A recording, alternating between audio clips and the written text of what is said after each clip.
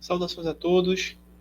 Quero agradecer novamente à Faculdade Livre Teológica Peranos por participar e por contribuir no conhecimento e na propagação das verdades que diz respeito à revelação divina. Tá? E nessa matéria, nessa disciplina que nós estamos concluindo nesse vídeo, que é sobre apologética,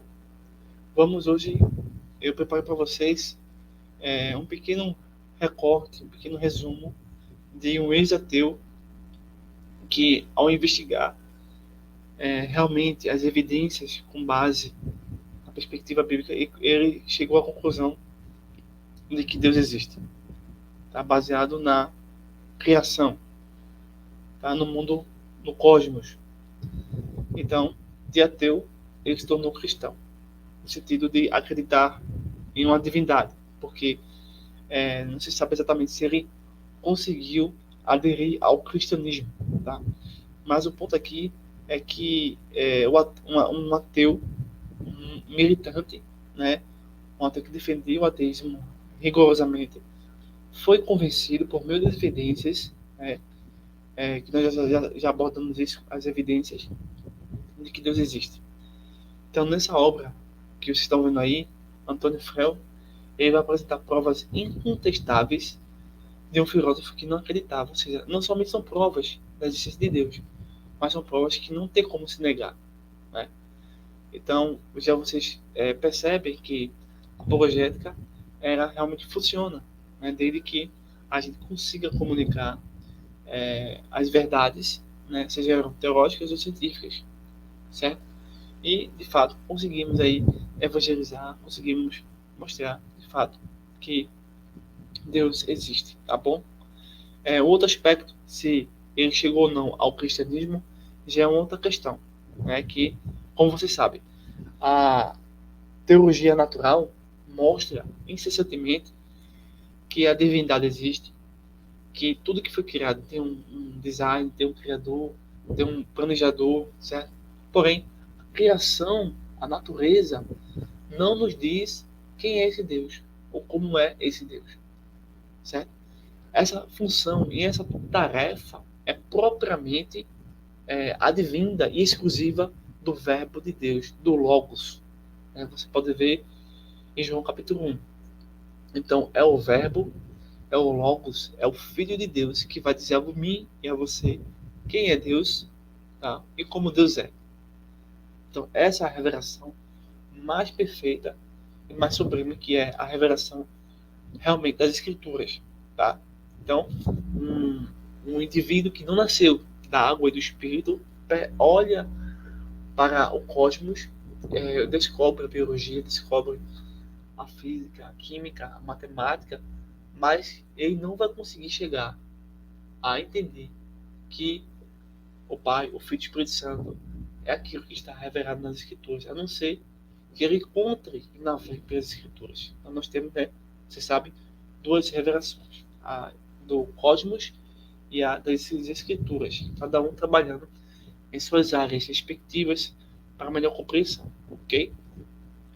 Bem, então eu vou falar um pouquinho sobre esse filósofo que é ateu, né, e aí depois se tornou um religioso, tá?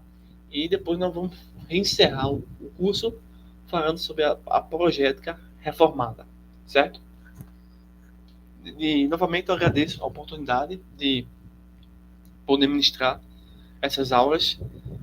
Espero que vocês tenham aprendido, né, e consigam fixar, né, nesse conhecimento até o final, né, até chegar no prêmio, né, eterno. E assim eu ficarei, assim, de fato, feliz por vocês. Tá bom? Vejamos o seguinte. Deixa eu preparar aqui o assunto. O Antônio escreveu esse livro aqui, como vocês podem ver. E eu vou fazer um pequeno resumo, tá bom? O livro Um Ateu Garante. Deus existe. As provas incontestáveis de um filósofo que não acreditava em nada. É uma obra fascinante escrita por Antônio Frel, um dos mais renomados filósofos ateístas do século XX.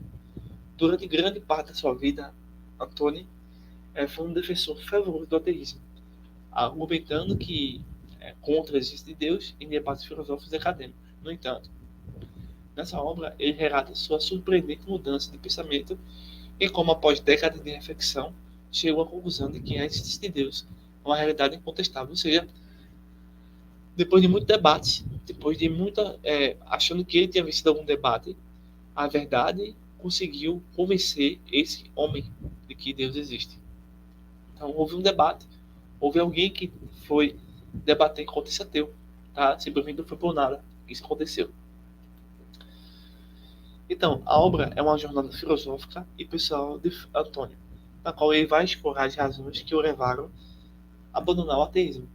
Ele discute questões como a origem do universo e a complexidade da vida e a natureza da consciência, que, segundo ele, não podem ser explicadas satisfatoriamente sem a existência de uma inteligência superior. Antônio utiliza a lógica, a ciência e a filosofia para construir seu argumento em favor da existência de Deus, apresentando suas provas incontestáveis de que, na sua visão, superam as objeções ateístas tradicionais. Certo? Basicamente é isso que o livro Deus Existe vai trabalhar. Mas quem é Antônio Frel? Ele nasceu em 1923 e morreu em 2010. Um pouco recente, né? Foi um dos filósofos mais influentes do século XX, particularmente conhecido por sua defesa do ateísmo. Antônio era professor de filosofia e escreveu excessivamente sobre os temas relacionados à filosofia da religião, defendendo a posição de que a crença em Deus não era racionalmente justificável. Ele, antigamente, era admirado e respeitado tanto por ateus quanto por religiosos, devido ao seu rigor de argumentos. No entanto, em uma reviravolta surpreendente, Antônio anunciou em 2004 que, após anos de reavaliação dos argumentos em torno da existência de Deus, ele havia mudado de posição e agora acreditava em uma forma de teísmo. Né? Então, Antônio argumentou que as descobertas recentes na biologia e na cosmologia, juntamente com a complexidade da vida e a ordem do universo, o levaram a reconhecer a necessidade de uma inteligência superior como a causa primeira. Embora ele não tenha se convertido ao cristianismo, né, ou a qualquer religião específica, Antônio passou a acreditar em Deus como Criador, o que causou um grande impacto no mundo acadêmico. Uma ressalva aqui, tá, pessoal? Por conta de não aceitar o filho e apenas admirar a criação e o conhecimento que a criação tem, e que sempre vai estar falando que Deus existe, ele pede, né, em um momento, a direção de conhecer o filho, tá? Que é a revelação escrita, a revelação do Novo Testamento, do Antigo Testamento. Então, por não ter isso, os indivíduos eles podem acreditar em Deus, mas eles vão desenvolver uma forma de religiosidade um pouco distorcida, que é, por exemplo, o deísmo. Então, o deísmo, ele entende que Deus existe, mas que Deus ele se sai do universo. Ele deixa o universo ao acaso, né? Ou seja, o deísmo é uma perspectiva religiosa que acredita em Deus, mas que eles não acreditam que Deus está interferindo ou controlando ou sendo soberano no universo.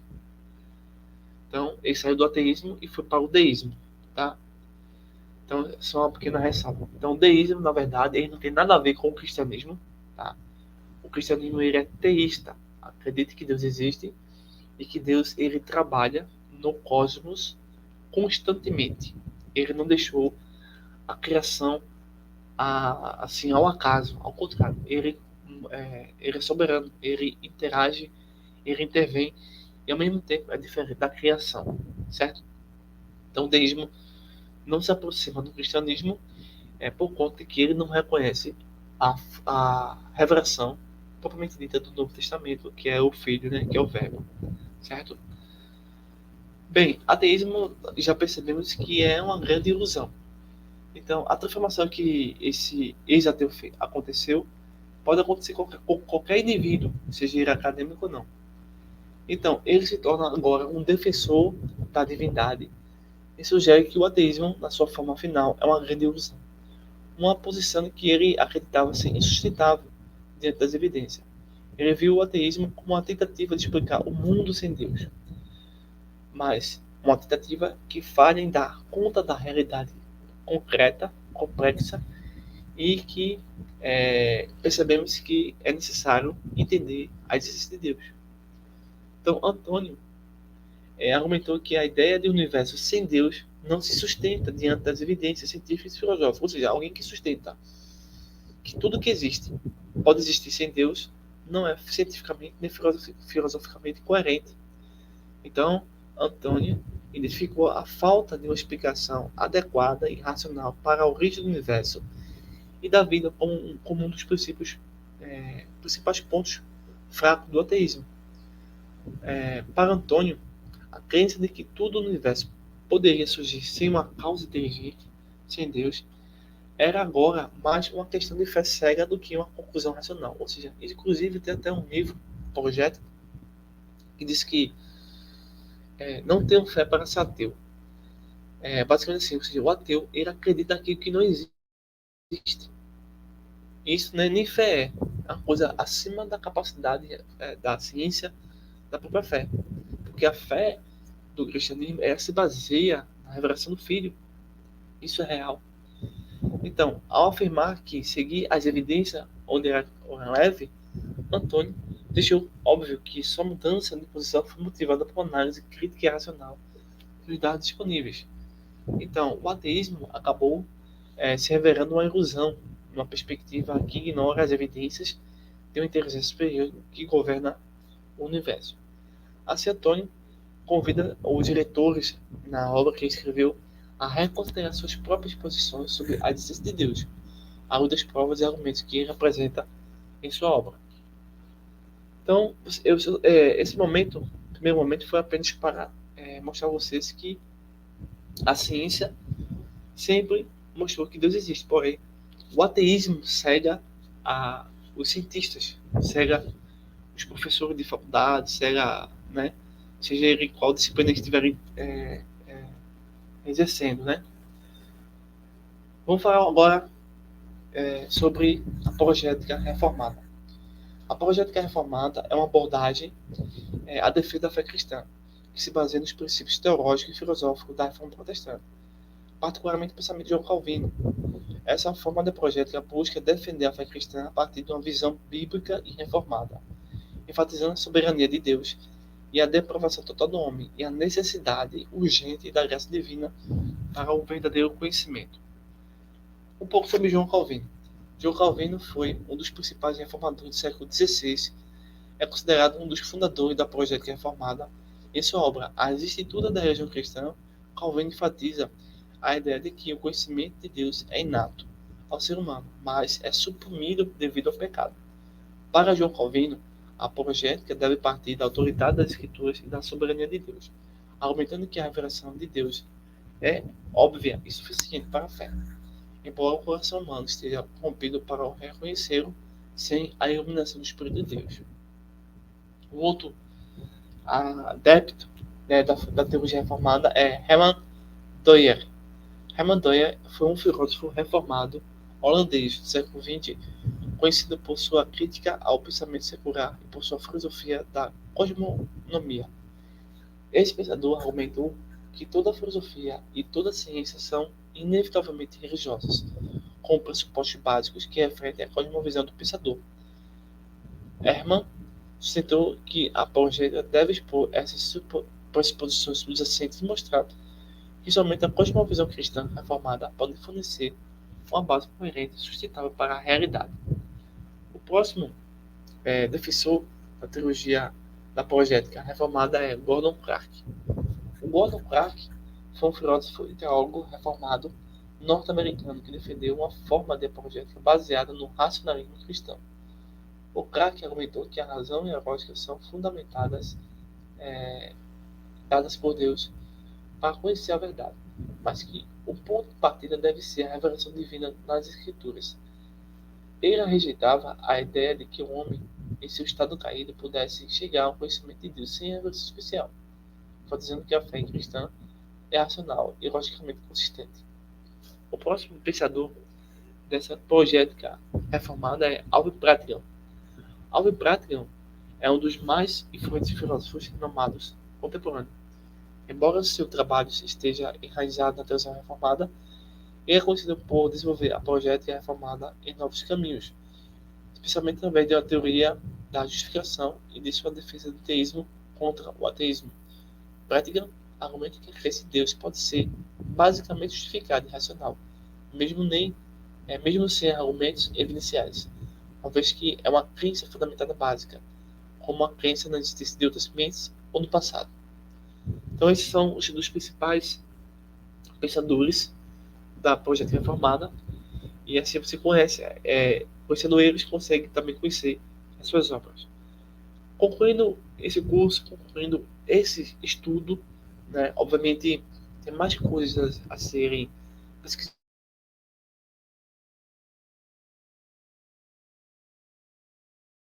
Vocês essas aulas e nosso agradecimento ao Instituto, à faculdade e a Deus, tá? E a vida de vocês. Então, a apologética reformada, com base nos ensinos de João Calvino e dos reformadores, foi desenvolvida por pensadores como Hermann Toyer, Warren Clark e Alf Pratigan, oferecendo uma defesa robusta da fé cristã que enfatiza a centralidade das escrituras e a necessidade da revelação divina. Para o verdadeiro conhecimento, essa abordagem é distinta por sua rejeição do neutralismo filosófico, insistindo que todas as cosmovisões, incluindo as cristãs, partem de pressuposições básicas que moldam nossa compreensão da realidade. Então, concluímos aqui que um ateu garante que Deus existe, muito bem, perfeito, mas ele necessitou agora da apologética reformada. E assim a gente percebe a necessidade dessa apologética nos dias de hoje. Tá?